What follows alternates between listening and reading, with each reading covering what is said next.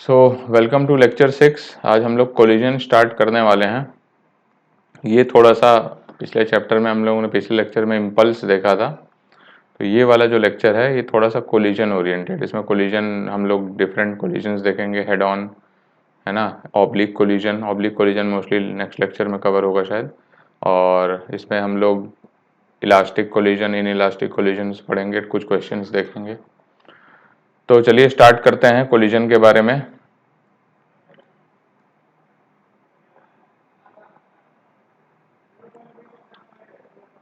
सबसे पहले आता है कि कोलिजन होता क्या है।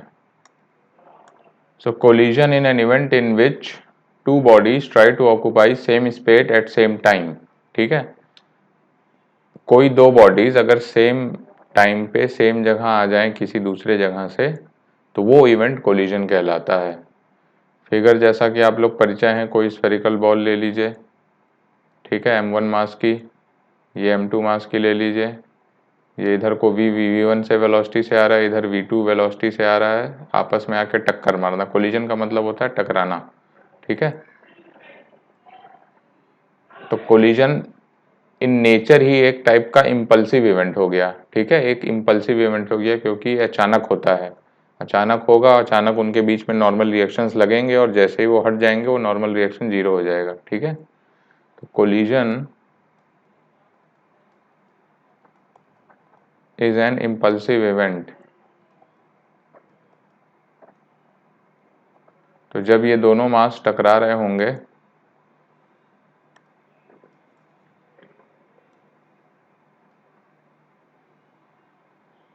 जिस समय ये कांटेक्ट में आएंगे उस समय इनके बीच नॉर्मल रिएक्शंस लगेंगे, ठीक है। This is during collision.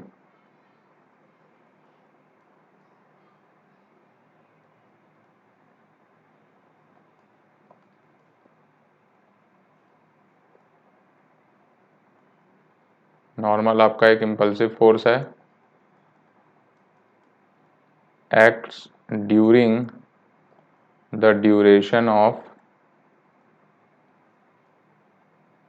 Collision, ठीक है। कोलिजन के दरमियान ही ये नॉर्मल रिएक्शन आपका एक्ट कर रहा होगा। दूसरी चीज कि जब एक इंडिविजुअल बॉल को कंसीडर करेंगे आप तो उस पर एक एक्सटर्नल फोर्स नॉर्मल दिखेगा आपको, ठीक है। लेकिन आप दोनों बॉल को अगर कंसीडर करेंगे सिस्टम में तो नॉर्मल आपका इंटरनल फोर्स हो जाएगा और इक्वल एंड ऑपोजिट होके कैंसिल आउट हो जाएगा, मतलब इम्पल्सिव फोर्स आपका जीरो हो जाएगा। तो ये भी बड़ा इंपॉर्टेंट चीज है। If we take both masses as system,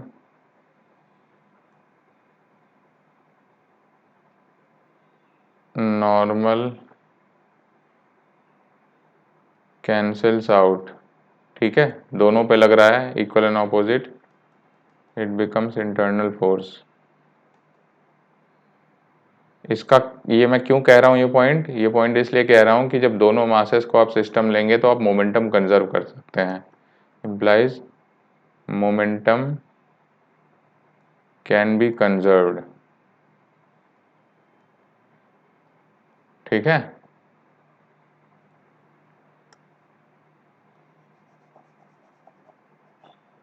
तो let me right it clearly.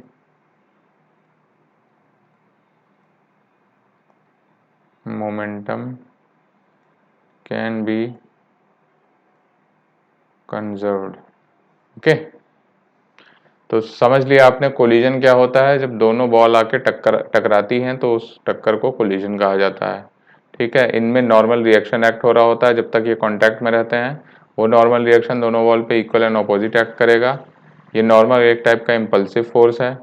एक बॉल को अगर आप सिस्टम लेंगे तो उस पर एक्सटर्नल फोर्स आ जाएगा ये नॉर्मल, और आप उसका मोमेंटम कंजर्व नहीं कर पाएंगे। लेकिन अगर आप दोनों बॉल को सिस्टम लेंगे तो ये नॉर्मल इक्वल एंड ऑपोजिट होने की वजह से कैंसिल आउट हो जाएगा। सिस्टम में आपका नो एक्सटर्नल फोर्स हो जाएगा कोलिजन के दौरान और आप मोमेंटम कंजर्व कर सकते हैं, ठीक है। तो कोलिजन के आगे का पॉइंट देखते हैं, नो एक्सटर्नल फोर्सेस एक्टिंग। कोई सिस्टम अगर आप बोथ मासेस ले लें, बोथ मासेस एज सिस्टम। तो कोई और इसके अलावा एक्सटर्नल फोर्स नहीं होता है, ठीक है। Duration of collision is very small, ठीक है। इन जो कोलिजन का ड्यूरेशन होता है वो बहुत स्मॉल होता है, तभी उसी बहुत छोटे ड्यूरेशन के दौरान इम्पल्सिव फोर्स लगता है, क्योंकि एक इम्पल्सिव इवेंट है तो आपको पता है इम्पल्सिव इवेंट में डेल्टा टी बहुत कम होता है। अच्छा, नो एक्सटर्नल फोर्स का मतलब है कि इस डायरेक्शन में, कोलिजन की डायरेक्शन में एम जी ऑब्वियसली एक्ट हो ही रहा होगा वर्टिकल डायरेक्शन में, इन डायरेक्शन ऑफ कोलिजन, ठीक है। Duration of collision is very small, ठीक है। When two bodies collide, they apply normal contact forces on each other at point of contact। ये मैंने ऑलरेडी आपको बता दिया कि ये एक दूसरे पे नॉर्मल लगाएंगे, ठीक है। और नॉर्मल का डायरेक्शन भी अभी हम देखेंगे। ऑब्वियसली कॉमन जो नॉर्मल पे होगा, नॉर्मल का मतलब ही होता है कि वो नॉर्मल के लॉन्ग लग रहा होता है, मतलब टेंजेंट के परपेंडिकुलर, ठीक है। पॉइंट ऑफ कॉन्टैक्ट पे जो टेंजेंट ड्रॉ करेंगे उसके परपेंडिकुलर होगा। So during collision normal acting on both bodies is an impulsive force, already मैंने आपको समझा दिया। बड़ा इंपॉर्टेंट पॉइंट है ये कि सिंगल बॉल को सिस्टम ना लेके for single mass as system and becomes external force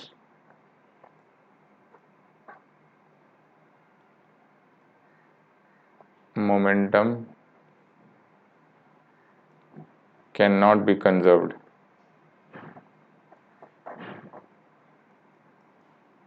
और जब दोनों को लेंगे फॉर बोथ masses as system and becomes internal force, ठीक है, ठीक है, कैंसल्स आउट और मोमेंटम आपका कंजर्व हो सकता है। ये मैंने ऊपर लिखा हुआ है, ठीक है। अब कुछ टर्मिनोलॉजीज हैं कोलिजन की, वो एक एक करके हम लोग देख लेते हैं। पहला होता है बहुत ज़रूरी, बहुत important, that is line of collision. Line of collision क्या होता है? लाइन ऑफ कोलिजन वो होता है जिसके अलोंग नॉर्मल एक्ट कर रहा होता है। Line along which normal acts, normal contact force acts on bodies, ठीक है। तो जैसे ये स्फेरिकल बॉल है, ये स्फेरिकल बॉल है, ये जब कॉन्टैक्ट पे आए तो पॉइंट ऑफ कॉन्टैक्ट पे नॉर्मल एक्ट करेगा दोनों के। तो जिस डायरेक्शन में, जिस लाइन के अलोंग ये नॉर्मल एक्ट कर रहा होगा, that will be the line of collision, और ये होता है कॉमन नॉर्मल, ठीक है। जैसे ये पॉइंट ऑफ कांटेक्ट है, इस पर आप टेंजेंट ड्रॉ करिए, इस टेंजेंट के परपेंडिकुलर जो लाइन आएगी that will be the normal line, और उसी के अलोंग नॉर्मल आप फोर्स आपका एक्ट कर रहा होगा। तो जो नॉर्मल लाइन होती है that is the line of collision, ठीक है। और जब इन case of spherical bodies line joining the centre, उनके सेंटर्स को जो लाइन ज्वाइन करती है वही कॉमन नॉर्मल होती है। So in case of spherical bodies line joining the centers of masses या bodies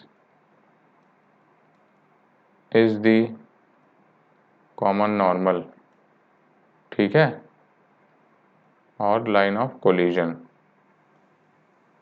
दोनों का सेंटर मिला दीजिए स्फेरिकल बॉल्स के केस में, that will be the common normal, that will be the line of collision.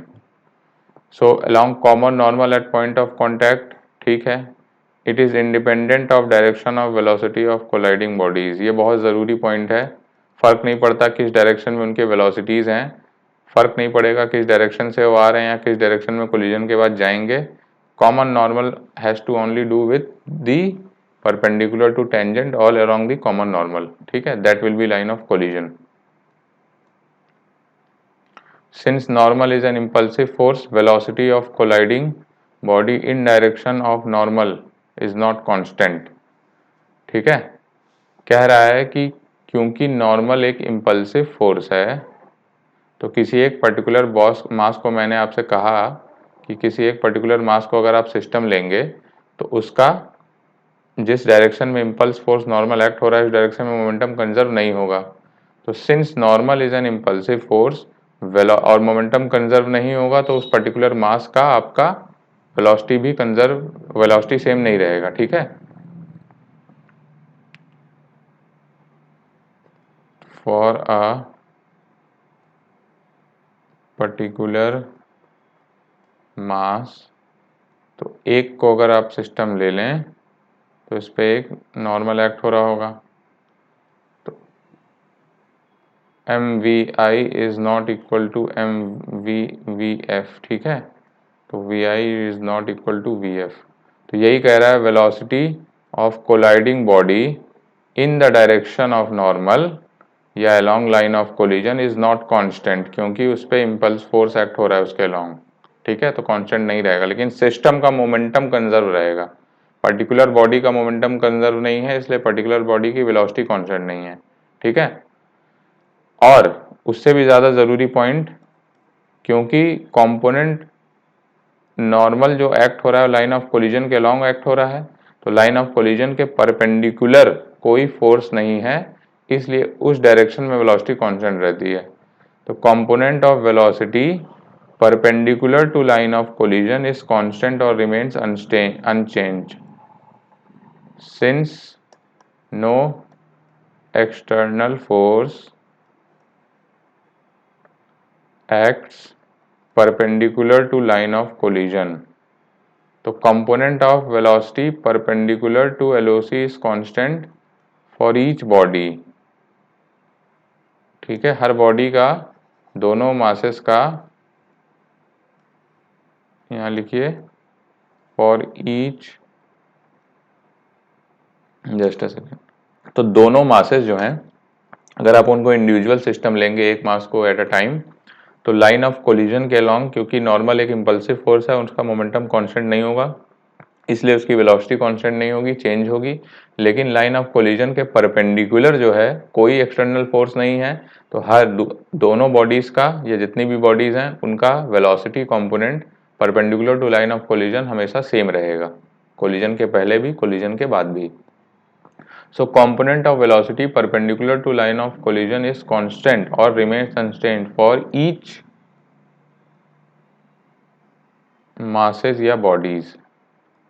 ठीक है, क्योंकि no external force acts perpendicular to line of collision। ठीक है, और ये यही से आता है कि if along any direction f external आपका 0 हो जाए, f external net external जो भी कहिए, then momentum along that direction is conserved. ये बड़ा इंपॉर्टेंट पॉइंट है और इसी का यूज़ है कोलिजन में मोस्टली, कि किस डायरेक्शन में आप मोमेंटम कंजर्व कर सकते हैं, किस डायरेक्शन में नहीं कर सकते हैं। तो अगर आप दो डायरेक्शन पकड़ लें तो कोई भी कोलिजन की स्टडी बहुत आसान हो जाती है, एक लाइन ऑफ कोलिजन के लॉन्ग, एक line of perpendicular to line of collision. Line of collision के लॉन्ग सिस्टम अगर दोनों बॉल्स को ले लें तो मोमेंटम कंजर्व कर सकते हैं, और लाइन ऑफ कोलिजन के परपेंडिकुलर दोनों बॉल्स का इंडिविजुअली वेलोसिटी सेम रहेगा। ठीक है, क्योंकि कोई फोर्स उस डायरेक्शन में है नहीं, तो कोई फोर्स अगर उस डायरेक्शन में है नहीं तो दोनों बॉल का इंडिविजुअली मोमेंटम कंजर्व हो जाएगा, और इंडिविजुअली मोमेंटम कंजर्व होने का मतलब उनके वेलोसिटीज अनचेंज हो जाएंगे perpendicular to line of collision. ठीक है, अब आता है क्लासिफिकेशन ऑफ कोलिजन। तो क्लासिफिकेशन ऑफ कोलिजन का कुछ कुछ बेसिस है। तो जो पहला बेसिस है वो किस टाइप से इम्पैक्ट हो रहा है। ठीक है, आप लोग ऑलरेडी जानते होंगे ये टर्मिनोलॉजीज, एक होता है हेड ऑन कोलिजन और दूसरा होता है ऑब्लिक कोलिजन। तो आप लोग के दिमाग में जैसे ये होगा कि जब सीधा आकर टक्कर मारते हैं तो हेड ऑन होता है, जब किसी एंगल पर टक्कर मारते हैं तो दैट इज ऑब्लिक कोलिजन। तो ये तो मोटा मोटी भाषा है, लेकिन इसको टिपिकल लैंग्वेज में, टेक्निकल लैंग्वेज में देखेंगे तो हेड ऑन कोलिजन का मतलब होता है कि जो लाइन ऑफ वेलोसिटी है उनकी, जिस लाइन में उनके वेलोसिटी वेक्टर्स हैं और जो लाइन ऑफ कोलिजन है वो सेम है। ठीक है, this is your line of collision जिसके लॉन्ग नॉर्मल एक्ट हो रहा है, और ये इनके वेलोसिटी वेक्टर की लाइन है। ठीक है, तो ये आपकी लाइन ऑफ वेलोसिटी हो जाएगी। ठीक, तो हेड ऑन कोलिजन में ये सब एक कोलिनियर होंगे। ये सारी चीज़ें, मतलब एक ही लाइन में ये सब दोनों लाइन्स आएंगी, लाइन ऑफ वेलोसिटी और line of collision. So line of collision and line of velocity is same और कोलिनियर। ठीक है, तो ये हेड ऑन कोलिजन की डेफिनेशन हो गई। ऑब्लिक कोलिजन में क्या है कि इन दोनों के बीच में कुछ ना कुछ एंगल बन रहा होगा, वेलोसिटी वेक्टर्स की लाइन, ठीक है, और जो कॉमन नॉर्मल है, कॉमन नॉर्मल मैंने आपको बताया स्फेरिकल बॉडीज के केस में दोनों का सेंटर मिला दीजिए, तो that will be the line of collision या कॉमन नॉर्मल। तो ये रेड वाला जो देख रहे हैं आप, that is line of collision, और वेलोसिटी वेक्टर तो दोनों के हॉरिजॉन्टल हैं, तो हॉरिजॉन्टल एक लाइन खींच दीजिए। ठीक है, तो that will be line of velocity. इन दोनों के बीच में जो एंगल बनेगा उसकी वजह से ये कोलिनियर नहीं है, और इस ऐसे कोलिजन को बोलते हैं हम लोग ऑब्लिक कोलिजन। ठीक है, so this is line of collision, this is line of velocity, clearly they are not collinear।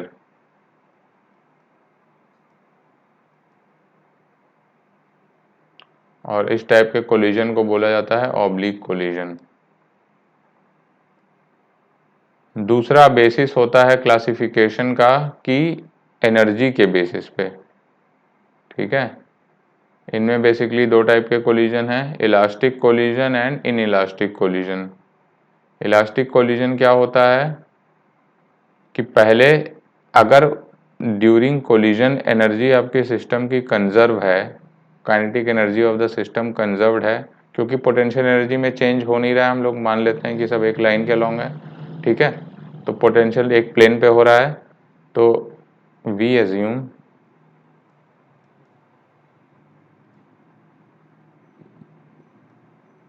There is no change in potential energy of system. ठीक है, ये दोनों के केस में। तो अगर काइनेटिक एनर्जी आपका सिस्टम कंजर्व्ड है, मतलब कि टोटल एनर्जी आपकी कंजर्व है, क्योंकि पोटेंशियल एनर्जी में कोई चेंज मानते नहीं, तो delta E is equal to delta K E. ठीक है, सो अगर kinetic energy of the system conserved है, इसको मैं नीचे ही लिख देता हूँ, यहाँ पे कंफ्यूजन हो सकता है लिखने से। So delta E is equal to delta K E implies if ke is conserved means total energy या E is conserved। ठीक है, तो कहने का मतलब अगर काइनेटिक एनर्जी कंजर्व हो जाएगी तो टोटल एनर्जी आपकी कंजर्व हो जाएगी सिस्टम की। ठीक है, तो वहीं से मैंने लिखा है कि अगर किसी कोलिजन में काइनेटिक एनर्जी आपकी सिस्टम चेंज नहीं हो रही है, तो ऐसे सिस्टम, ऐसे कोलिजन को बोला जाता है इलास्टिक कोलिजन। ऑब्वियसली मोमेंटम इसमें कंजर्व हो जाता है ऑफ द सिस्टम। ठीक है, सिस्टम का मोमेंटम, क्योंकि कोई एक्सटर्नल फोर्स नहीं हो रहा होता है। मैंने आपको बताया नॉर्मल एक इंटरनल फोर्स बन जाता है जब दोनों बॉल्स को आप सिस्टम ले लेंगे। इन इलास्टिक कोलिजन में क्या होता है कि मोमेंटम तो कंजर्व होता है, उसमें भी कोई एक्सटर्नल फोर्स नहीं है, लेकिन काइनेटिक एनर्जी कंजर्व नहीं रहती। Energy is lost in form of heat या साउंड। कुछ ना कुछ पार्ट एनर्जी का वो लूज हो जाता है, साउंड एक प्रोड्यूस होता है या हीट के फॉर्म में चला जाएगा, तो आपका काइनेटिक एनर्जी कंजर्व नहीं रहेगा। And that is the basic difference between elastic collision and in elastic collision, कि आप एनर्जी कंजर्व कर पाते हैं या नहीं। अगर तो कर पा रहे हैं conserve, then that becomes elastic collision. अगर नहीं है conserve, so that is inelastic collision. एक लाइन में यही डेफिनेशन है इनकी। ठीक है, अब एक टर्म आता है that is coefficient of restitution. तो अब यहां से अपना कोलिजन बेसिकली स्टार्ट होता है। इनके टर्मिनोलॉजीज कुछ कुछ,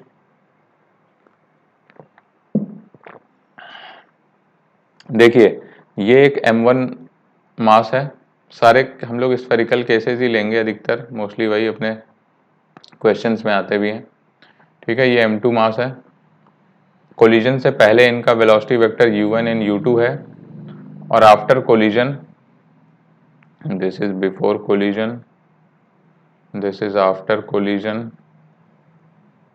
ठीक है, आफ्टर कोलिजन इनका velocity vectors v1 and v2 हो जाता है। ठीक है, तो वेलोसिटी ऑफ सेपरेशन और वेलोसिटी ऑफ अप्रोच ये डिफाइन होती है कि कोलिजन से पहले देखिए किस वेलोसिटी से ये दोनों एक दूसरे को अप्रोच कर रहे थे, that is velocity of approach. तो आप खुद देखिए m1 u1 से आगे चल रहा है, m2 u2 से आगे चल रहा है, तो इनका कोलिजन तभी तो होगा जब m1 तेज चलेगा क्योंकि वो पीछे से आ रहा है। तो वेलोसिटी ऑफ अप्रोच क्या होगी, u1 माइनस u2 होगी। ठीक है, तो वही मैंने लिखा है, कोलिजन होने के लिए m1 को तेज चलना पड़ेगा m2 से, तभी तो वो पीछे से आके इसे टक्कर मारेगा। दैट मीन्स u1 आपका u2 से बड़ा है।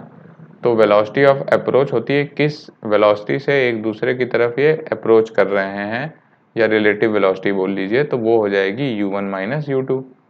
ठीक है, सिमिलरली वेलोसिटी ऑफ सेपरेशन, अब इस फिगर में खुद देखिए आप, v1 से m1 आगे जा रहा है, v2 से m2 आगे जा रहा है, तो सेपरेट कब होंगे, सेपरेट तभी तो होंगे जब जो आगे चल रहा है वो तेजी से चले, नहीं तो फिर से कोलिजन हो जाएगा अगर m1 की वेलोसिटी ज़्यादा होगी। लेकिन कोलिजन अभी अभी हुआ, कोलिजन के बाद ये सेपरेट होते हैं, मतलब v2 ज़्यादा होगा, तो वेलोसिटी ऑफ सेपरेशन क्या होगी, उनकी रिलेटिव वेलोसिटी जिससे कि वो दूसरे से सेपरेट हो रहे हैं, तो वो आपका v2 माइनस v1 हो जाएगा।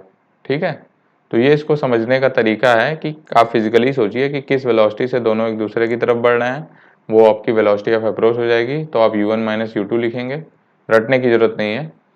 और कोलिजन के बाद किस वेलोसिटी से दोनों एक दूसरे से सेपरेट हो रहे हैं, तो वो आपका v2 माइनस v1 हो जाएगा। ठीक है, इनका रेशियो को बोलते हैं कोफिशिएंट ऑफ रेस्टिट्यूशन, और इसको ई से डिनोट किया जाता है।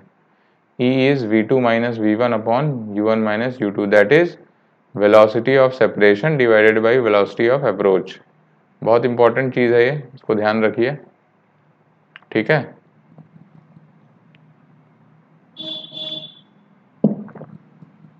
और E की वैल्यू होती है 0 से 1 तक। ठीक है, जब E की वैल्यू 1 होती है तो उसको बोला जाता है परफेक्टली इलास्टिक कोलिजन, मतलब कि वेलोसिटी ऑफ सेपरेशन और वेलोसिटी ऑफ अप्रोच इक्वल हो गया। इसका मतलब v2 minus v1 should be equal to u1 minus u2, और जब E की वैल्यू 0 होती है इसका मतलब परफेक्टली इनइलास्टिक कोलिजन। ठीक है, इसका मतलब हो जाएगा, अगर ये टर्म 0 है इसका मतलब v1 is equal to v2, मतलब फाइनली दोनों सेम वेलोसिटी से चल रहे हैं या एक साथ चल रहे हैं। अगर दोनों जुड़ के चलेंगे तो उसको इनइलास्टिक, परफेक्टली इनइलास्टिक कोलिजन बोलते हैं, ध्यान रखना है। तो E की वैल्यू 0 मतलब परफेक्टली इनइलास्टिक, E की वैल्यू 1 मतलब परफेक्टली इलास्टिक। अब कोलिजन हम लोग पढ़ते हैं, कोलिजन का एक जनरल जो फॉर्मूला बनता है वो मैं आपको बता देता हूँ। तो बेसिकली हम लोग हेड ऑन के लिए निकाल रहे हैं इसे, पर ये सबके लिए वैलिड होगा। तो अपना जो पहला इक्वेशन कोलिजन के लिए बनता है दैट इज मोमेंट, इसके पहले कुछ ये देख लीजिए जो टर्म्स यूज हुए हैं। m1 का वेलोसिटी वेक्टर u1 है, m2 का वेलोसिटी वेक्टर u2 है initially before collision. After collision क्या हो जा रहा है, m1 का वेलोसिटी वेक्टर v1 और m2 का वेलोसिटी वेक्टर v2।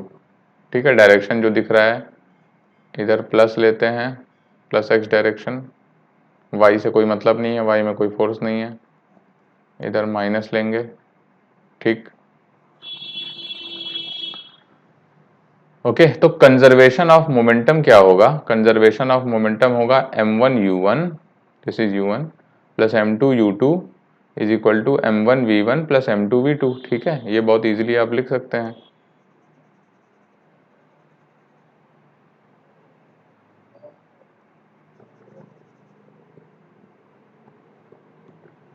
ये वाला टर्म pf होता है फाइनल मोमेंटम, ये वाला टर्म pi होता है इनिशियल मोमेंटम। ठीक है, तो ये जो टर्म है क्योंकि ये इसके इक्वल है, तो आप क्या PI, इसको अगर PI बोल दें तो M1V1 प्लस M2V2 को PI लिख सकते हैं। तो जो ही हम लोग इक्वेशन यूज़ करेंगे, M1V1 plus M2V2 is equal to PI। ठीक है, ये हमारी फर्स्ट इक्वेशन है। और दूसरी इक्वेशन E से बनती है कि velocity of separation V2 minus V1 upon velocity of approach U1 minus U2 is equal to E। ये मेरी दो इक्वेशन बनती है। एनर्जी कंजर्वेशन क्यों नहीं लगाया मैंने, क्योंकि अभी हम जनरल फॉर्मूला बना रहे हैं जो इलास्टिक इनइलास्टिक कोलिजन दोनों के लिए वैलिड रहता है। तो इन दो इक्वेशंस की मदद से आप अगर V1 V2 को सॉल्व करें, सपोज करिए PI आपको पता ही हुआ है, U1 U2 दिया होगा, M1 M2 दिया होगा, तो यू कैन कैलकुलेट PI। ठीक है, तो V1 V2 में दो इक्वेशन बनेगी, इनको सॉल्व करेंगे आप तो ये फॉर्मूला बन के आता है कि V1 की value PI plus M2E U2 minus U1 upon M1 plus M2, फिर V2 का फॉर्मूला है PI एज इट इज रहेगा, प्लस V2 जब लिखेंगे तो यहाँ पर M1 आ जाएगा, ध्यान रखना है। ठीक है, और U1 माइनस U2 हो जाएगा। जब 1 लिखेंगे तो 2 आ जाएगा और 2 माइनस 1 होगा, जब 2 यहाँ आएगा तो यहाँ 1 हो जाएगा, 1 माइनस 2 का। याद करने का ये तरीका है। ठीक है, तो ये आपका एक जनरल फॉर्मूला बनता है। अब यहाँ पर ध्यान देने वाली बात यह है कि हमने डिराइव इसे जो लिखा है वो हेड ऑन कोलिजन के लिए लिखा है, बट ये सबके लिए वैलिड है। लेकिन सबके लिए तब वैलिड है जब U1 U2 V1 V2 आपकी वेलोसिटीज हो जाएंगी अलोंग लाइन ऑफ कोलिजन। ठीक है, ये इसका कैच पॉइंट है, बहुत ज़रूरी है। ठीक है, क्योंकि हेड ऑन में जो दिख रहा होता है वही अलोंग लाइन ऑफ कोलिजन होता है, इसलिए आप इजीली V1 V2 ये U1 U2 लिख सकते हैं। पर सपोज करिए ऑब्लिक कोलिजन का केस आ गया, then first what you do is सारे वेलोसिटीज आप अलोंग लाइन ऑफ कोलिजन निकालिए and then you apply this formula. ठीक है, तो ये फॉर्मूला को अगर मैं लिखूं तो this is V1 line of collision, V2 line of collision, ठीक है, line of collision, U1 line of collision, again U1 line of collision,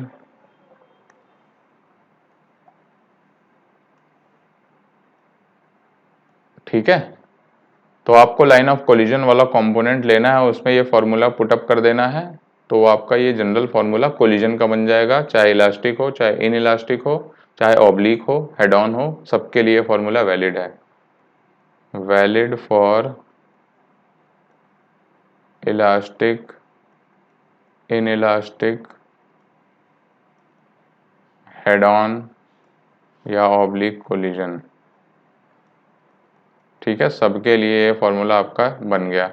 और दूसरा, ये तो लाइन ऑफ कंपोनेंट के अलॉन्ग, लाइन ऑफ कोलिजन के अलॉन्ग हो गया। आपको पता है लाइन ऑफ कोलिजन के परपेंडिकुलर वाला जो कंपोनेंट होता है वो सेम होता है। तो आपसे प्रॉब्लम में अगर इनिशियल वेलोसिटी दे दिया, फाइनल वेलोसिटी पूछ रहा है, कोई सा भी कोलिजन हो, अलॉन्ग लाइन ऑफ कोलिजन आप इस तरह निकाल सकते हैं, perpendicular to line of collision आपको पता है चेंज ही नहीं होगा, जो पहले था वही रहेगा, तो आप वेलोसिटीज इस तरह से निकाल सकते हैं। ठीक है, so above formula can be applied to oblique collision if we take velocities along line of collision। ठीक, ये मैंने आपको बता दिया। अब इसमें कुछ टिपिकल केसेस हैं कि सपोज करिए दोनों मासेस सेम हैं, M1 M2 M है और E की वैल्यू 1 है, मतलब परफेक्टली इलास्टिक कोलिजन है, तब क्या होगा। तो ये चीज़ आपको रट लेनी है। आप V1 के फॉर्मूला में ये चीज़ें डाल दीजिए। ठीक है, M1 इक्वल टू M2, तो आप ये डालेंगे तो पाएंगे कि V1 की वैल्यू U2 हो जाती है। ठीक है, और V2 के फॉर्मूला में डालेंगे, ठीक है, तो पाएंगे कि V2 की वैल्यू U1 हो जाएगी। अच्छा, ये फॉर हेड ऑन है, फॉर हेड ऑन कोलिजन, मतलब कि जो U1 V2 है यही अलोंग लाइन ऑफ कोलिजन हो गया। ठीक है, अभी हम लोग हेड ऑन कोलिजन का केस ले रहे हैं। तो M1 इक्वल, जब दोनों मासेस सेम होंगे और परफेक्टली इलास्टिक कोलिजन होगा तो वेलोसिटीज आपकी एक्सचेंज हो जाएंगी। जो M2 की इनिशियल वेलोसिटीज थी वो M1 की फाइनल वेलोसिटी बन जाएगी, जो M1 की इनिशियल वेलोसिटी थी वो M2 की फाइनल वेलोसिटी बन जाएगी। तो ये आप देख सकते हैं। ठीक है, in this case velocities get exchanged. ठीक है, ये बड़ा इंपॉर्टेंट है, याद रखिए। इलास्टिक कोलिजन में, हेड ऑन इलास्टिक कोलिजन में अगर मासेस सेम रहते हैं तो वेलोसिटीज चेंज हो जाती हैं। v1 की वैल्यू u2 हो जाती है और v2 की वैल्यू u1 हो जाती है। ठीक है, बहुत इंपॉर्टेंट रिजल्ट है, प्लीज इसको याद रखिए। एक बार आप खुद से निकाल के देख लीजिए आपका सेम आ रहा है कि नहीं। ओके, पी आई की वैल्यू डालनी पड़ेगी आपको यहाँ, तभी आंसर आएगा। सिमिलरली यहाँ पर भी पी आई की वैल्यू डाल दीजिए, m1u1 प्लस m2u2, और m1 की वैल्यू m2 के बराबर डाल दीजिए। e की वैल्यू 1 सब्सटीट्यूट कर दीजिए, तो आपका ये आंसर आ जाएगा। ठीक है, केस 2 बनता है कि जब m1 बहुत ज़्यादा बड़ा है m2 से, m1 बहुत बड़ा m2 से और m2 रेस्ट पे है इनिशियली। ठीक, u2 की वैल्यू 0, e की वैल्यू 1 फिर से हम लोग मानेंगे, और फिर से हमारा हेड ऑन का केस है। ठीक है, तो v1 की वैल्यू आप इसमें डाल दीजिए, u2 की वैल्यू 0 सब्सटीट्यूट कर दी मैंने। क्वेश्चन सॉल्व करके फिर ये बना m1 minus m2 upon m1 plus m2 times u1। अब क्योंकि m1 बहुत बड़ा है, m1 m2 से बहुत बड़ा है, तो m1 माइनस m2 को मैंने m1 लिख दिया है और m1 प्लस m2 को भी m1 लिख दिया है। ठीक है, क्योंकि m1 is very greater than m2, ये मैंने लिया है, ये रिजल्ट। ठीक है, तो ये m1 कैंसिल हो जाएगा और v1 की वैल्यू u1 ही रहेगी, मतलब m1 की वेलोसिटी में कोई चेंज नहीं आया। v2 का कैलकुलेट करते हैं, v2 का कैलकुलेट करिए काइंडली। तो u2 आप 0 डाल दीजिए, u2 तो आपको 0 डालना है, तो इसमें आ जाएगा ट्वाइस ऑफ u1। ठीक है, मतलब m2 की जो वेलोसिटी है वो twice of initial velocity of m1 आ गई, और m1 की वेलोसिटी चेंज नहीं हुई, तो no change in velocity of m1। ये भी इंपॉर्टेंट रिजल्ट है। ठीक है, आपसे क्वेश्चन में ये भी पूछ सकता है कि ये u1 से चल रहा है, इसकी भी कुछ u2 दी होगी और ये रिजल्ट सेम रहे, मान लीजिए कि m1 very greater than m2, तब क्या होगा, तब आप यहाँ पर 0 की जगह वो u2 डाल दीजिएगा, तो आंसर आएगा। ठीक है, तो क्वेश्चन में आपको घुमा फिरा के भी पूछ सकता है, तो जो पूछा जाए आपको थ्योरी पता होनी चाहिए कि अप्लाई कैसे करना है, राइट। तो आपको कुछ रटना नहीं है, ये वाला रिजल्ट आप भले ही रट सकते हैं कि इलास्टिक कोलिजन के केस में वेलोसिटीज एक्सचेंज हो जाती हैं जब मासेस सेम रहते हैं तो। ठीक है, ये वाला केस आप ध्यान रखना चाहें तो रख सकते हैं कि एक बॉल, छोटी वाली बॉल रेस्ट पे है, बड़ी वाली बॉल u1 से आ रही है, तो क्या होगा कि उसकी वेलोसिटी सेम रह जाएगी और छोटी वाली बॉल को उसकी ट्वाइस वेलोसिटी मिल जाएगी। ठीक है,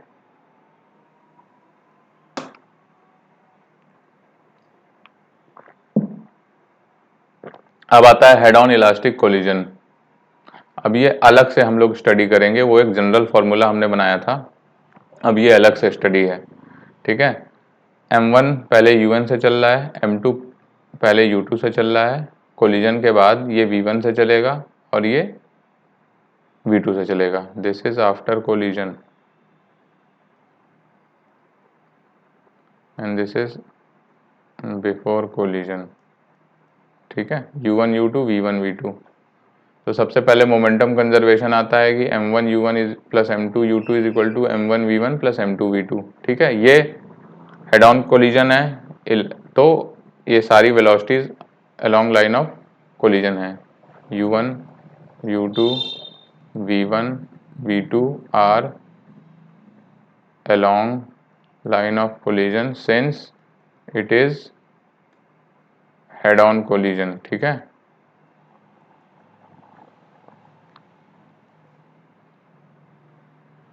फिर आता है एनर्जी कंजर्वेशन।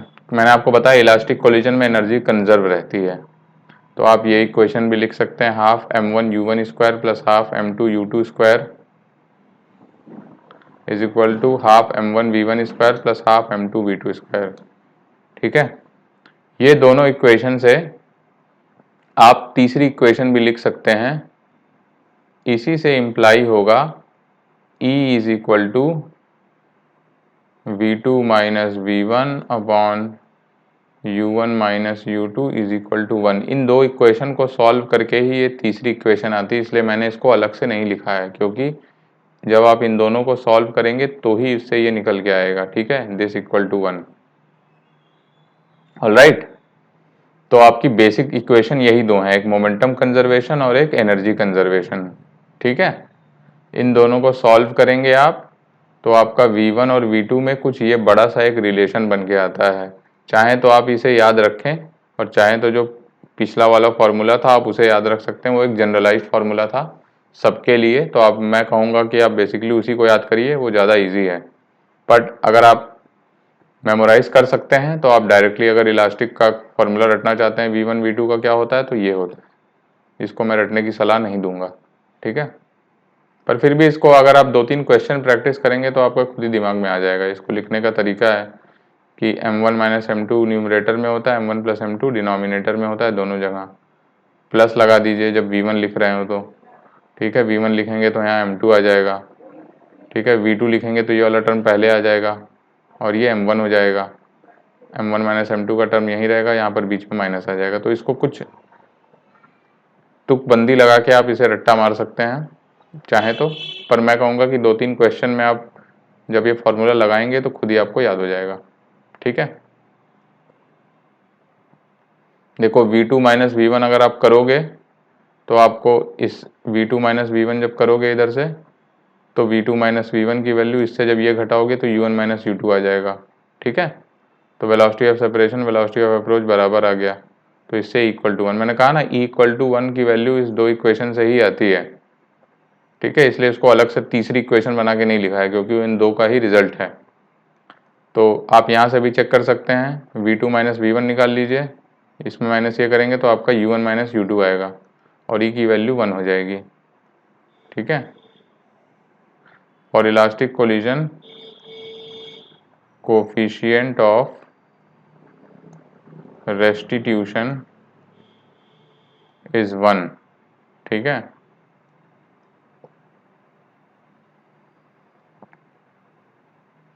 अब इसमें स्पेशल केस जो अभी हमने थोड़ी देर पहले देखा कि जब m1 की वैल्यू m2 के बराबर होती है तो प्लीज़ इस फॉर्मूला में एक बार डाल के आप वापस से चेक करिए, आंसर यही आएगा। m1 की वैल्यू m2 डालेंगे, देखो ये 0 हो जाएगा, ये क्या आ जाएगा, ये 1 हो जाएगा और V1 की वैल्यू U2 हो जाएगी। V2 की वैल्यू देख लेते हैं, 2m अपॉन 2m हो जाएगा कैंसिल आउट, ये U1 हो जाएगा, ये वाला 0 हो जाएगा। तो V2 की वैल्यू U1 हो गई, V1 की वैल्यू U2 हो गई, वही जो हमारा पहले रिजल्ट आया था। तो V1 की वैल्यू U2, U2 की वैल्यू U1, तो वेलोसिटीज गेट एक्सचेंज, ठीक है। फिर दूसरा केस, ये जनरल केस लिया है, m1 की बहुत ज़्यादा वैल्यू है m2 से, लेकिन U2 आपका इस बार 0 नहीं ले रहे हैं, ठीक है। U2 आपको 0 नहीं लेना है, तो देखते हैं क्या आता है। तो ये वाला टर्म आपको पता है m1 अपॉन m1 हो जाएगा, 1 हो जाएगा, और ये जो टर्म लिखा है 2m2 upon m1 plus m2, क्योंकि इसमें m1 बहुत ज़्यादा बड़ा है m2 से, तो यहाँ पर m2 को नेग्लेक्ट कर दीजिए और m2 अपॉन m1 आपका m2 upon m1 plus m2 should be equal to m2 upon m1, और ये आपका अप्रॉक्सीमेटली 0 हो जाएगा क्योंकि m1 आपका बहुत बड़ा है m2 से। तो ये वाला टर्म जो राइट साइड का है दैट बिकम 0 और ये वाला टर्म 1 है, तो V1 की वैल्यू U1 ही रह गई, ठीक है। Velocity of m1 remains unchanged. तो इसको आप ऐसे याद रख सकते हैं कि इलास्टिक कोलिजन के केस में जो बहुत बड़ा मास है m1, उसकी वेलोसिटी चेंज ही नहीं होती है, ठीक है। जब एक मास दूसरे के कंपैरिजन में बहुत बड़ा है तो फर्क नहीं पड़ता दूसरे की वेलोसिटी क्या है, U1 U2 जो भी है, पहले मास जो बड़ा वाला मास है उसकी वेलोसिटी चेंज नहीं होती, ठीक है। और जो V2 निकाला है हमने 2m1 U1 upon m1 plus m2 minus m1 minus m2, इस फॉर्मूले में डाल दीजिए। क्या डालेंगे आप कि m1 बहुत बड़ा है m2 से, तो ये वाला टर्म आपका 2u1 हो जाएगा और ये वाला टर्म आपका 1 हो जाएगा, तो ये फॉर्मूला बन जाएगा 2u1 माइनस u2। पिछला वाला रिजल्ट याद है आपको, जब U2 0 ले रहे थे तो ये 2u1 आता था, तो जब U2 0 नहीं लेंगे तो ये 2u1 माइनस u2 आएगा। चाहे तो आप रट्टा मार सकते हैं इसे भी, ईजी है। दो ही रिजल्ट हैं इलास्टिक के में कि जब दोनों के मासेस सेम होंगे तो वेलोसिटी एक्सचेंज हो जाएंगी। जब m1 बहुत बड़ा होगा m2 से तो m1 की वेलोसिटी सेम रहेगी, और m2 की वेलोसिटी हो जाएगी twice of u1 minus u2। ठीक,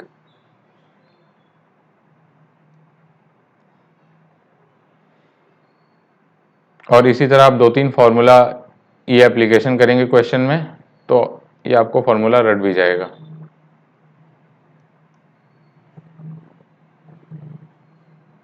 अब आता है इन इलास्टिक कोलिजन। तो इन इलास्टिक कोलिजन में मोमेंटम कंजर्व तो होगी, m1u1 plus m2u2 is equal to m1v1 plus m2v2, लेकिन एनर्जी कंजर्व नहीं होगी। मैंने आपको ऑलरेडी बताया some part of energy is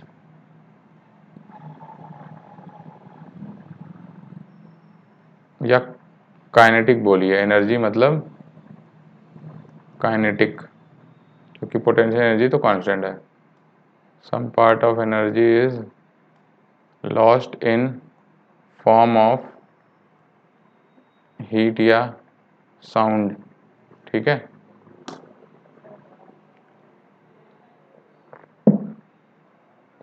तो एक इक्वेशन अपनी मोमेंटम कंजर्वेशन से बनती है और दूसरी इक्वेशन हम लोग ये वाली लगाते हैं E, v2 minus V one upon U one minus V two is equal to E. तो E को हम लोग नोन मान लेंगे अब, तभी आपका v1 v2 में दो इक्वेशन बनेगी, एक यहाँ से दूसरी यहाँ से। इन दोनों को सॉल्व करके इन इलास्टिक कोलिजन की भी एक जनरल इक्वेशन ये बनती है, बहुत बड़ी सी। तो मैं आपको यही सजेस्ट करूंगा कि वो इनिशियल जो जनरल इक्वेशन बनाई थी उसी को याद रखिए। ये थोड़ा आप इलास्टिक इन इलास्टिक का अलग अलग इंडिविजुअली अगर कर सकते हैं याद तो कर लीजिए क्वेश्चन में डायरेक्ट अप्लाई, लेकिन अगर नहीं याद कर सकते तो आप वो जनरल वाला फॉर्मूला याद करके रखिए। ठीक है, तो ये बड़ा सा फॉर्मूला आता है, नोट कर लीजिए, चाहे तो मेमोराइज कर सकें तो कर लीजिएगा। ठीक है, बस सिमिलर टू इलास्टिक ही है, बस देखिए आप यहाँ पर m2 के साथ E लगा है और यहाँ पर 1 प्लस E का टर्म आ जा रहा है, करेक्शन फैक्टर समझ लीजिए इसे। ठीक है,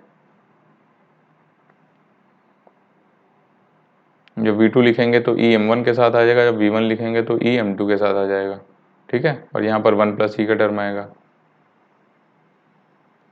तो ये इन इलास्टिक कोलिजन के लिए फॉर्मूला है। क्या ध्यान रखना है, मोमेंटम दोनों में कंजर्व होता है, एनर्जी कंजर्वेशन सिर्फ इलास्टिक कोलिजन के लिए होगा, इन इलास्टिक कोलिजन के लिए नहीं होगा। ठीक है, अब कुछ क्वेश्चंस देखते हैं। क्वेश्चंस तो कुछ अच्छे अच्छे हैं। देखिए ये एक बॉल है, स्फेरिकल बॉल, u वेलोसिटी से कुछ इस डायरेक्शन थीटा की डायरेक्शन में आ रही है, सरफेस से टकराती है और वापस फाई के एंगल पे चली जाती है। तो पूछ रहा है E की वैल्यू, कोफिशिएंट ऑफ रेस्टिट्यूशन। तो कोफिशिएंट ऑफ रेस्टिट्यूशन की क्या डेफिनेशन होती थी, velocity of separation divided by velocity of approach. ठीक है, वेलोसिटी ऑफ, पहले तो अप्रोच बताइए क्या होगी। देखो ये सरफेस तो रेस्ट पे है तो सिर्फ इसी की वेलोसिटी लेनी है। अब ये किस वेलोसिटी से अप्रोच कर रहा है, एक तो इसकी कंपोनेंट इधर होगा, इससे कोई अप्रोच नहीं होगा, एक कंपोनेंट इधर होगा, that is u cos theta u sin theta. तो वेलोसिटी ऑफ अप्रोच ऑब्वियसली क्या हो जाएगा, u cos थीटा हो जाएगा। ठीक है, वेलोसिटी ऑफ सेपरेशन देखते हैं फिर से, ये v sin फाई हो जाएगा और ये v cos फाई हो जाएगा। ठीक है, अब E लिखते समय हम लोग मैग्नीट्यूड लिखते हैं। ठीक है, तो आप सिर्फ मैग्नीट्यूड लिखेंगे। ओके, चाहे तो आप यहाँ पे मैग्नीट्यूड लगा सकते हैं। बेसिकली इसमें स्पीड लिखनी होती है, तो ये वेलोसिटी ऑफ सेपरेशन क्या हो जाएगी, v cos फाई।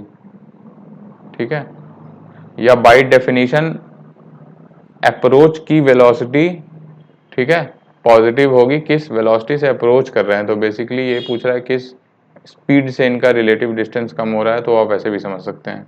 ठीक है, तो मॉड लगाने की जरूरत नहीं है, सेल्फ अंडरस्टूड है कि आप इसको पॉजिटिव लिखते हैं। तो v cos phi upon u cos theta हो जाएगा, ये आपका E हो गया। अच्छा, दूसरा चीज आप देखिए, x डायरेक्शन में फोर्स 0 है F external in X direction 0 है, therefore P I X is equal to P final X momentum conserve कर सकते हैं आप। तो क्या बन के आएगा, ये मेरी पहली इक्वेशन बन गई। मोमेंटम कंजर्वेशन करेंगे अगर इसका मास m मान लें, M U sine theta is equal to M V sine phi. m से m cancel, u v by u को मैं लिख सकता हूँ, v बाई u ही डालना है यहाँ पे, sine theta upon sine phi. ये मेरी दूसरी इक्वेशन है, तो इसको मैं यूज़ कर लूँगा सेकंड को फर्स्ट में। तो v बाई यू को अगर मैं डाल दूंगा इसे, तो e हो जाएगा sine theta cos phi upon sine phi cos theta. तो इसकी वैल्यू हो जाएगी टेन थीटा टेन फाई। ठीक है, ये भी बड़ा अच्छा रिजल्ट है और शायद ये जेई में आया हुआ है। ई की वैल्यू ये बहुत सुंदर सी बन जाती है। ठीक है, क्या दो इक्वेशन हमने यूज़ किया, एक ई की डेफिनेशन यूज़ किया है, दूसरी एक्स डायरेक्शन में मोमेंटम कंजर्व कर दिया। ठीक है, वाई डायरेक्शन में क्यों कंजर्व नहीं है, क्योंकि वाई डायरेक्शन में नॉर्मल फोर्स एक्ट हो रहा है यहाँ पे, तो क्योंकि हम सिस्टम सिर्फ इंडिविजुअल बॉल को लिया है मैंने। ठीक है, बॉल एज सिस्टम, तो वाई डायरेक्शन में आप कंजर्व नहीं कर सकते क्योंकि नॉर्मल एक्ट हो रहा है।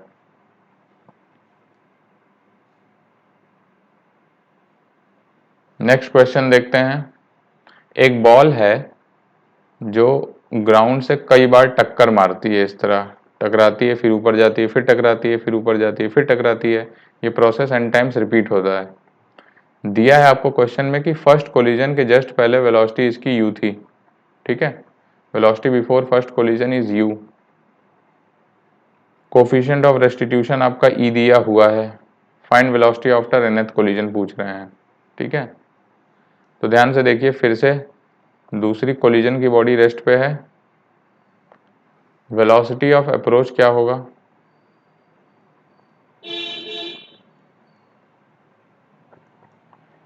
अगर ये u से चल रहा है नीचे की तरफ, ये रेस्ट पे है, तो वेलोसिटी ऑफ अप्रोच u ही हो जाएगा। ये फर्स्ट कोलिजन के लिए है। और वेलोसिटी ऑफ सेपरेशन क्या होगा, मान लिया वो v है।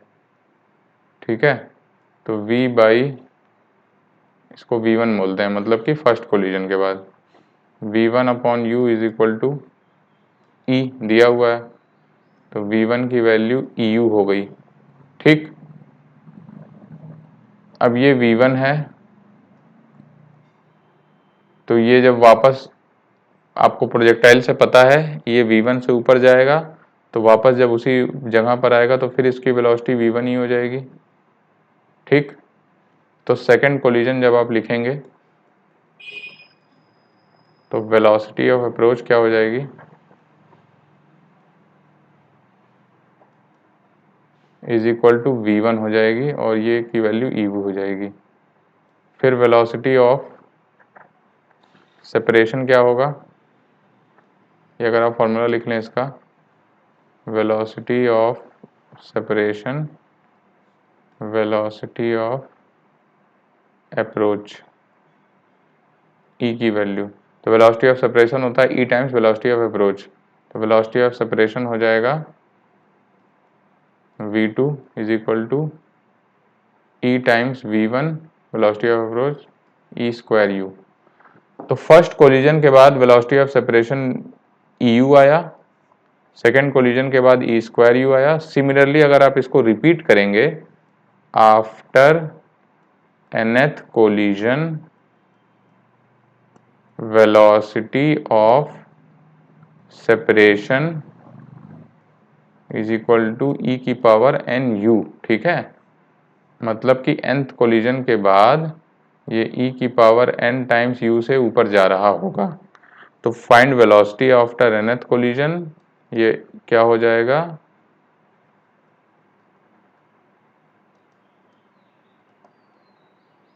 e की पावर n u। ठीक है, ये भी अच्छा क्वेश्चन है, इसको भी आप मेमोराइज कर सकते हैं, पर आपका कंसेप्ट क्लियर होना चाहिए। क्या कंसेप्ट लगा इसमें? एक तो ई की डेफिनेशन यूज हो रही है कि वेलोसिटी ऑफ अप्रोच आपको यू दिया होगा तो जस्ट कोलिजन के बाद ई यू हो जाएगा, फिर जब वापस ऊपर जाके नीचे आएगा तो उसी वेलोसिटी से आएगा। अब जो पहले कोलिजन के बाद वेलोसिटी ऑफ सेपरेशन थी वो दूसरे कोलिजन के लिए वेलोसिटी ऑफ अप्रोच हो जाएगी, ठीक है।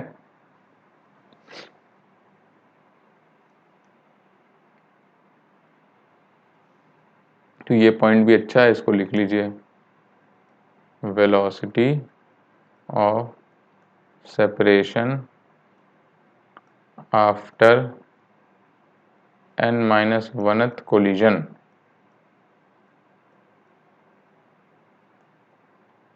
becomes velocity of approach for nth collision। ठीक है, इस पे एक ऑब्जेक्टिव क्वेश्चन बन सकता है, मतलब कि आपको ये क्वेश्चन दे दिया, बोला ट्रू और फॉल्स, तो इस केस में ये ट्रू हो जाएगी, मतलब किसी n-1 कोलिजन का जो वेलोसिटी ऑफ सेपरेशन होगा and that becomes velocity of approach for nth collision. आपने देखा ये, ठीक है। इसका फर्स्ट कोलिजन का वेलोसिटी ऑफ सेपरेशन क्या था? EU, तो दूसरे कोलिजन का वेलोसिटी ऑफ अप्रोच EU हो जा रहा है, ठीक है। इसी के बेसिस पे एक सिमिलर क्वेश्चन ये है कि एक L लेंथ की स्ट्रिंग से किसी मास को रिलीज किया गया, ये इस वॉल पे टक्कर मारता है ऐसे U से, टक्कर मार के फिर यहाँ का कोफिशिएंट ऑफ रेस्टिट्यूशन E दिया हुआ है, वापस जाता है, फिर आता है, फिर वापस जाता है। तो पूछना है किस कोलिजन के बाद ये 60 डिग्री क्रॉस नहीं कर पाएगा। E दिया है, इसका मतलब हर कोलिजन के बाद इसकी वेलोसिटी कुछ कम हो जा रही है, ठीक है। तो वही आपसे पूछ रहा है किस कोलिजन के बाद ये जनरल थीटा डिग्री दे सकता है, क्रॉस नहीं करेगा। तो वो भी देख लेते हैं, हम लोग थीटा के लिए सॉल्व करेंगे, लेट्स से थीटा, ठीक है, और जनरल निकालेंगे हम लोग। अगर ये लेंथ L है तो ये हाइट L हो जाएगी। तो क्या मैं लिख सकता हूँ एनर्जी कंजर्वेशन से कि U की value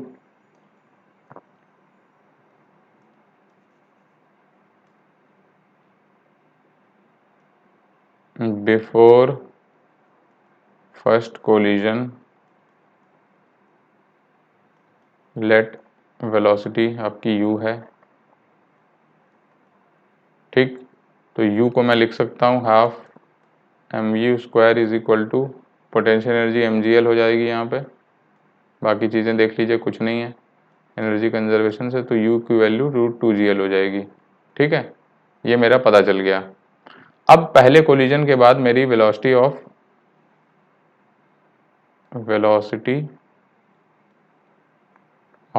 separation after first collision क्या हो जाएगा मेरा? EU, ठीक है, क्योंकि EU से अप्रोच करेगा, EU से जाएगा। सिमिलरली वेलोसिटी ऑफ सेपरेशन, अच्छा EU से जाएगा, फिर किसी हाइट तक जाएगा, फिर वापस आएगा, जब वापस आएगा तो फिर से वेलोसिटी ऑफ अप्रोच EU हो जाएगी। पिछले वाले क्वेश्चन के कंपैरिजन में सेम ही चल रहा है यहाँ पे। तो पहले कोलिजन का जो वेलोसिटी ऑफ सेपरेशन थी that becomes velocity of approach for second collision. तो ये लाइन भी लिख लीजिए,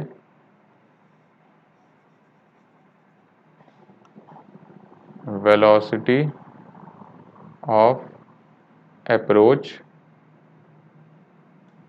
फॉर सेकंड कोलिजन, या nth लिखिए general, is equal to velocity of separation of n-1th collision, ठीक है, ओके।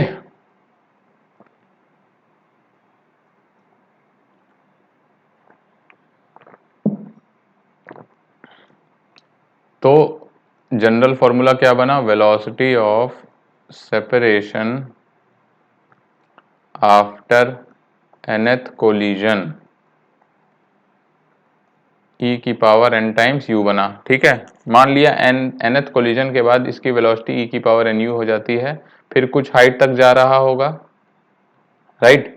वो हाइट कितनी होगी वो देख लेते हैं। वो थीटा एंगल मान लीजिए, तो कितनी हाइट ये ट्रेवल करेगा खुद देख लो आप, एनर्जी कंजर्वेशन लगा दो।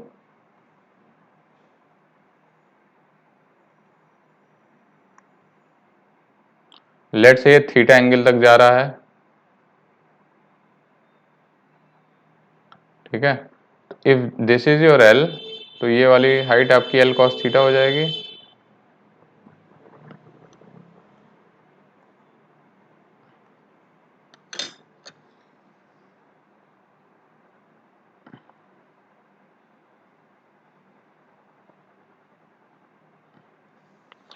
अगर ये थीटा है आपका, ये एल है, तो यहाँ से एक हॉरिजॉन्टल ड्रॉ कर दीजिए।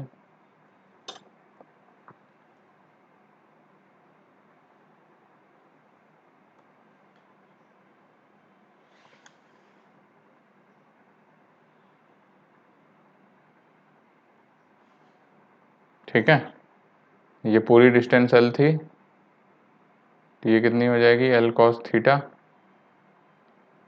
तो ये वाली डिस्टेंस जो है ये L minus L cos theta हो जाएगी, ठीक है।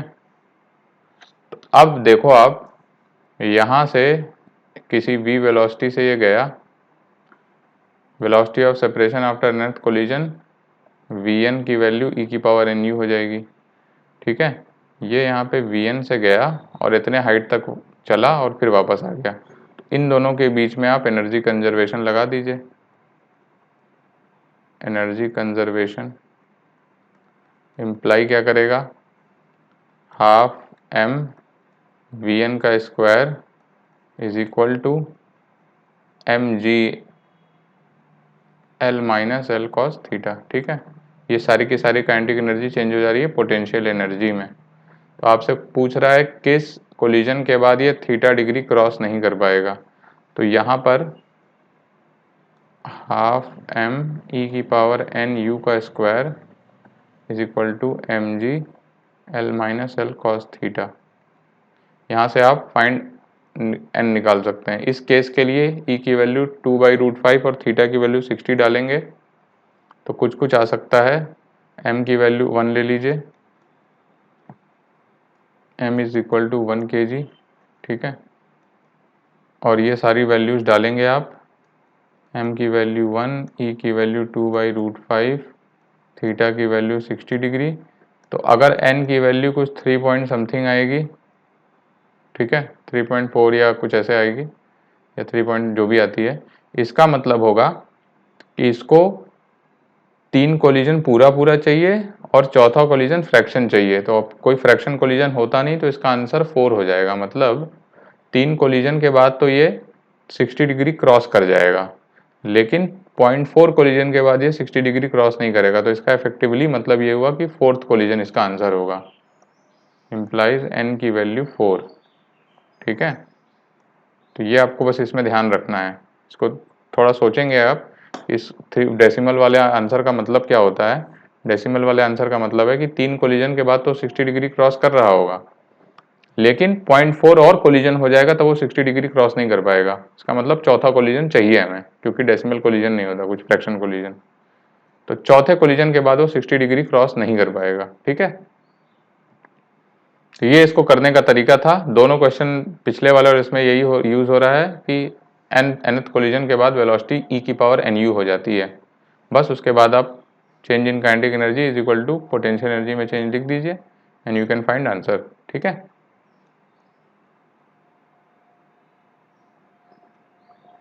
ये क्वेश्चन देखते हैं, कह रहे हैं कि balls of mass m kg each are approaching with velocity v। ये सारी v वेलोसिटी से चल रही हैं, इनके बीच का सेपरेशन l दिया हुआ है आपको। Separation between them is l। और ये सारी बॉल्स वॉल पे स्ट्राइक करती हैं और फिर वर्टिकली नीचे गिर जाती हैं। तो पूछ रहा है एवरेज फोर्स ऑन वॉल क्या होगा। ये कुछ थर्मोडायनेमिक्स में जो कॉन्सेप्ट होता है काइनेटिक थ्योरी ऑफ गैसेस की, बहुत सारी मासेस के मॉलिक्यूल्स वॉल्स पे कोलाइड कर रहे होते हैं, तो उन पे हम एवरेज फोर्स निकालते हैं। इंस्टेंटेनियस फोर्स नहीं है ये, दिस इज एवरेज। क्योंकि एक डेल्टा टी लेंगे, उस डेल्टा टी में बहुत सारी वॉल्स आके फोर्स लगाएंगी, उसकी वजह से एक एवरेज होगा उस डेल्टा टी में, तो वो वाला फोर्स हमें निकालना है, ठीक है। तो क्योंकि v वेलोसिटी है, v मीटर पर सेकेंड होता है वेलोसिटी, ठीक है। तो in 1 second distance travelled by a ball is equal to v meter, ठीक है। अच्छा, अगर मान लीजिए ये बॉल 1 सेकेंड बाद स्ट्राइक करनी है, ठीक है, तो 1 सेकेंड पहले ये v मीटर पहले रही होगी, ठीक है। सपोज करो 1 सेकेंड बाद ये, if this is v metre,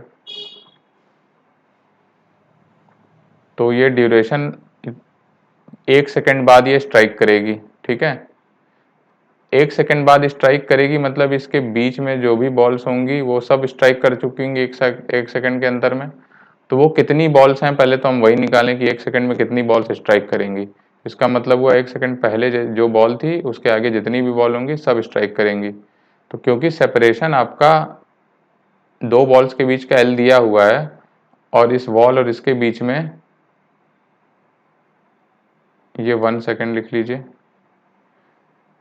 2 balls के बीच का सेपरेशन एल है और बॉल और इस बॉल के बीच का सेपरेशन v मीटर है। तो इनके बीच कितनी बॉल होंगी, number of balls striking in 1 second is equal to v meter total distance upon जो 2 बॉल्स के बीच की सेपरेशन है, तो v बाई एल हो जाएगा, ठीक है।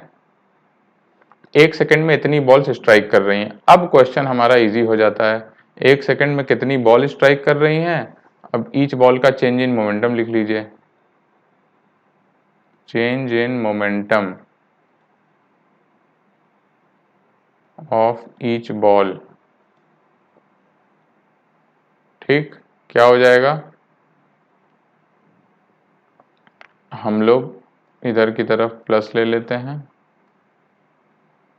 All right,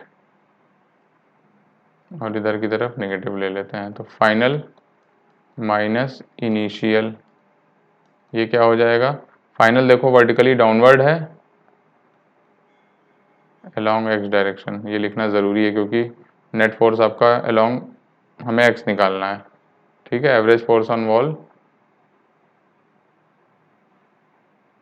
along x direction, ठीक है। तो फाइनल मोमेंटम आपका 0 है क्योंकि वर्टिकली गिर रही हैं। इनिशियल मोमेंटम आप लिख लीजिए mv हो जाएगा किसी भी बॉल का, ठीक। तो change in momentum of each ball is equal to minus mv। तो change in total change in momentum in 1 second कितना हो जाएगा, total number of balls into एक का कितना चेंज हो रहा है, तो v by L into minus M V is equal to minus M V square by L, किधर, आगे की तरफ, ठीक, अलोंग प्लस एक्स। अब एवरेज फोर्स क्या होगा, एफ एक्सटर्नल, ये सपोज करिए वॉल पे इधर एफ एक्सटर्नल लगा रही हैं, तो वॉल इन पे एफ एक्सटर्नल लगा रहा होगा इधर, ठीक है।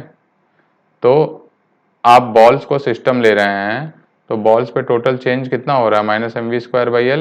एफ एक्सटर्नल बॉल्स पे किधर है, लेफ्ट साइड में, तो minus F external is equal to minus M V square by L.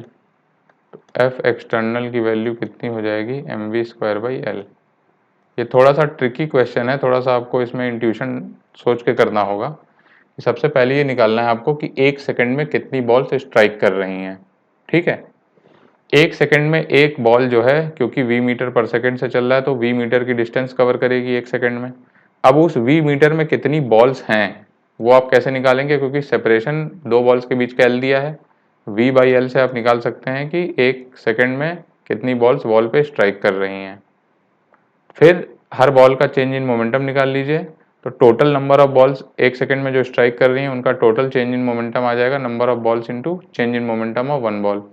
तो वो मैंने निकाल लिया minus M V times V by L, तो minus M V square by L, ठीक है। अब total change in momentum is equal to F external, ठीक है, rate of change of momentum, ये 1 सेकेंड में चेंज है, right. F external is equal to, ये फॉर्मूला मैंने लिखा नहीं,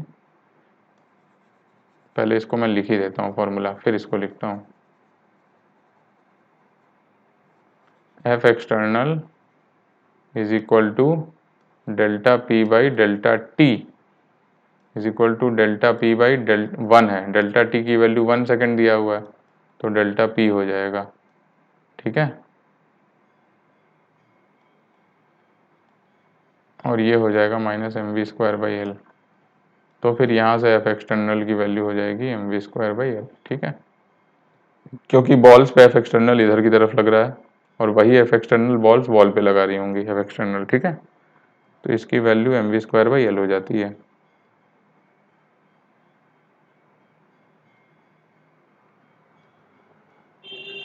इसी का सिमिलर क्वेश्चन फ्लूइड का भी होता है। ये हम लोग इस टाइप के क्वेश्चन फ्लूइड मैकेनिक्स जब पढ़ेंगे तो काफ़ी देखेंगे। फ्लूइड को आपको क्रॉस सेक्शनल एरिया ए दिया है, डेंसिटी रो दिया है और वेलोसिटी वी दिया हुआ है। फ्लूइड इससे टक्कर मार के वर्टिकली नीचे गिर जाता है, तो आपको बताना है कि क्या फोर्स लगा रहा होगा, ठीक है। तो फ्लूइड के केस में सबसे पहले आपको मास फ्लो रेट एक चीज़ होती है, किस वॉल्यूम रेट से मास फ्लो कर रहा है, इसको बोला जाता है एम डॉट और इसको बोलते हैं D M by D T. ये हो जाता है रो ए वी, ठीक है। देखो क्रॉस सेक्शनल एरिया में वेलोसिटी मल्टीप्लाई कर दीजिए तो वॉल्यूम फ्लो रेट हो जाएगा, volume flow rate is equal to A times V, तो मास फ्लो रेट हो जाएगा रो ए वी, ठीक है। ये चीज़ें हम लोग डिटेल में देखेंगे, अभी आप इतना समझिए कि एम डॉट की वैल्यू रो ए वी होती है, ठीक है। फोर्स क्या होगा, फोर्स होगा delta P by delta T, फिर से मैं अब डायरेक्ट लिख रहा हूँ इस बार। तो डेल्टा पी देखिए आप क्या है, delta P by delta T हो जाएगा M V final minus M V initial force on fluid लिख रहा हूँ मैं ये, क्योंकि इस पे फोर्स अगर आप मान लें फ्लूइड पे इधर लग रहा होगा एफ एक्सटर्नल, तो फ्लूइड भी इस पे वॉल पे आगे की तरफ लगाएगा कितना एफ एक्स, इसको मैं यहीं पे दिखाता हूँ।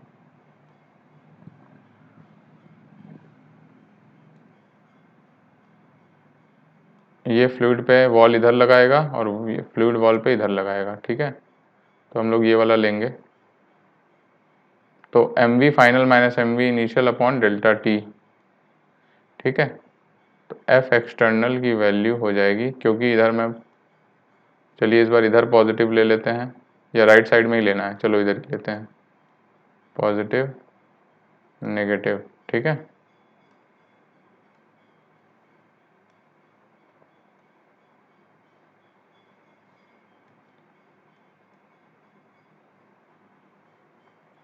अब डेल्टा टी को इधर डिवाइड कर दीजिए, तो मैं लिखूंगा delta M by delta T V final minus delta M by delta T, ये फ्लूइड में ऐसे ही किया जाता है। अब delta M by delta T को हम लोग क्या लिख सकते हैं, D M by D T, और उसकी वैल्यू एम डॉट हो जाएगी, तो इसकी वैल्यू हो जाएगी M dot V final minus M dot V initial, ठीक है। तो एम डॉट की वैल्यू कॉमन हो जाएगी, रो ए वी सेम नहीं होगा, assume constant mass flow rate, ठीक है। तो ये रो ए वी कॉमन ले लीजिए आप, V final is how much, zero इस डायरेक्शन में, ठीक है, माइनस इनिशियल वेलोसिटी कितनी है, वी है, तो minus rho A we square हो जाएगा, इम्प्लाई करेगा एफ एक्सटर्नल की वैल्यू हो जाएगी रो ए वी स्क्वायर, ठीक है।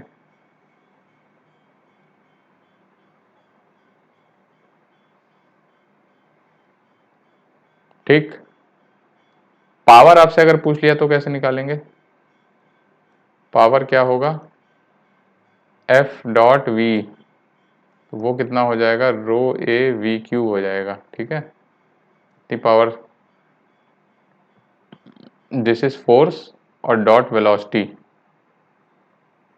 तो पावर जनरेटेड हो जाएगा रो ए वी क्यू, ठीक है। इन केस पूछ लेता है आपसे, पर फ्लूइड के केस में ये तरीका है निकालने का, मास फ्लो रेट इंटू वेलोसिटी, क्योंकि मास फ्लो रेट जब कहेंगे तो ऑलरेडी एम में डेल्टा टी इनकॉर्पोरेट हो जाता है, ठीक है।